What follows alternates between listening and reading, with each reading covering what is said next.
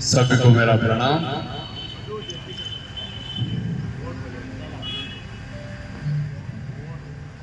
कि हमने सुना है कि प्यार अंधा होता है। सुना है ना कि प्रेम अंधा होता है, प्यार अंधा होता है। ऐसा क्यों लिखा गया, कभी आपने सोचा है? प्यार अंधा होता है इसलिए बोला गया है कि जो माँ हमें देखती नहीं है, जब हम उसके पेट में होते हैं तब से वो हमें प्यार करने लगती है। जब हमारा जन्म नहीं हुआ होता है, हम उसके पेट में होते हैं, तभी ये लिखा गया है कि प्यार अंधा होता है। कि बिना देखे बिना जाने अगर कोई हमें प्यार करता है तो वो हमारी माँ होती है। एक बहुत सुंदर कहानी, एक परिवार की, दो भाइयों की। गांव में एक परिवार रहता है, माता पिता का देहांत हो जाता है, लेकिन वो माता पिता जो दो भाई रहते हैं उनके बराबर खेत का बंटवारा करके ही जाते हैं। दोनों भाइयों में काफी प्रेम रहता है। बचपन से जो प्रेम उनका बना हुआ रहता है वो जवानी तक बरकरार रहता है। बड़े भाई की शादी हो जाती है, भाभी घर में आ जाती है। जो देवर होता है, जो छोटा भाई होता है, वो भाभी को बिल्कुल माँ समान मानता है और उनके आदेश के बाद ही वो कोई कार्य करता है। मतलब सब कुछ उनसे पूछ के करता है और बिल्कुल उनको अपनी माँ की तरह समझता है।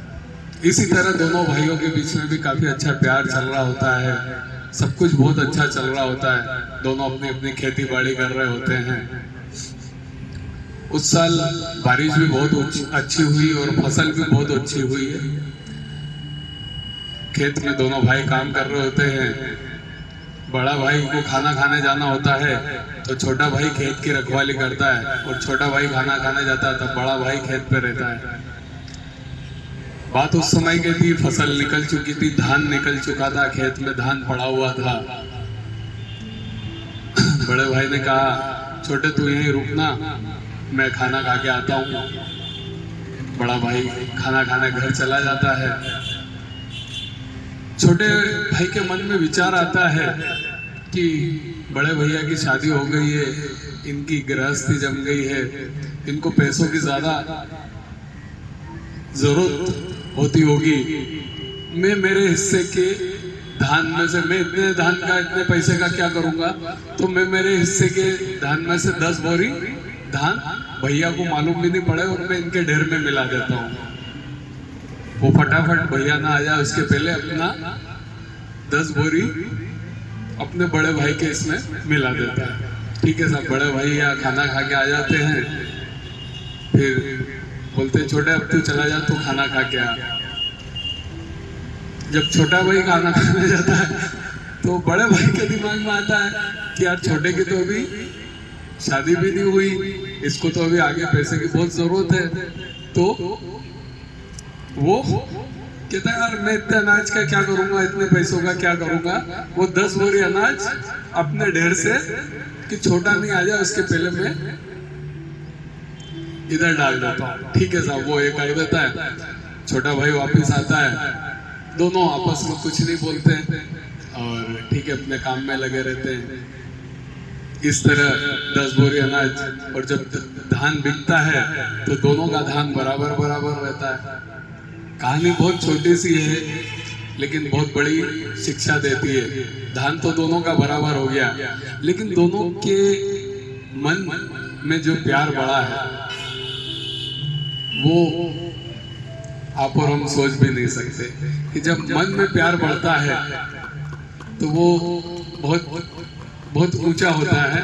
एक छोटी सी कहानी है, लेकिन आज के इस समय में, आज के इस दौर में जहाँ पर परिवार में लड़ाइयाँ चलती रहती है, वाद विवाद चलते रहते हैं, प्रॉपर्टी को लेके, धन को लेके झगड़े झंझट चलते रहते हैं, ये कहानी हमें बहुत बड़ी शिक्षा दे के जाती है कि किस तरह हम तालमेल बिठा के और प्यार को बढ़ा सकते हैं।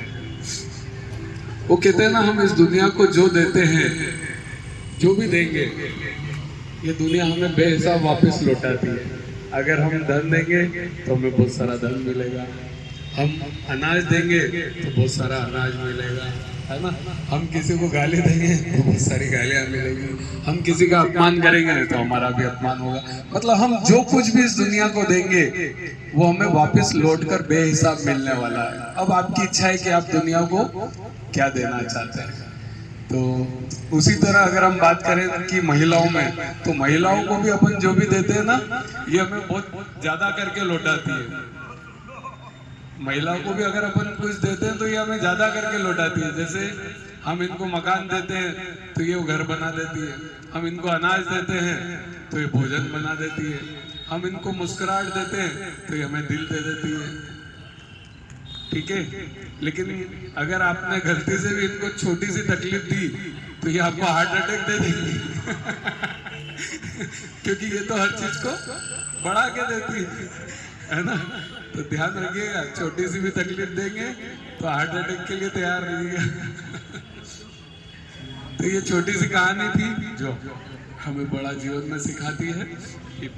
और ताली दोनों हाथों से बजती है, ये भी सही है, क्योंकि लोग कहते हैं कि हम तो बिल्कुल झुकने को तैयार हैं लेकिन सामने वाला झुकता ही नहीं। तो ताली दोनों हाथों से बजती है, कहीं कहीं इस तरह की भी परिस्थितियां निर्मित होती है। एक छोटा सा भजन करेंगे।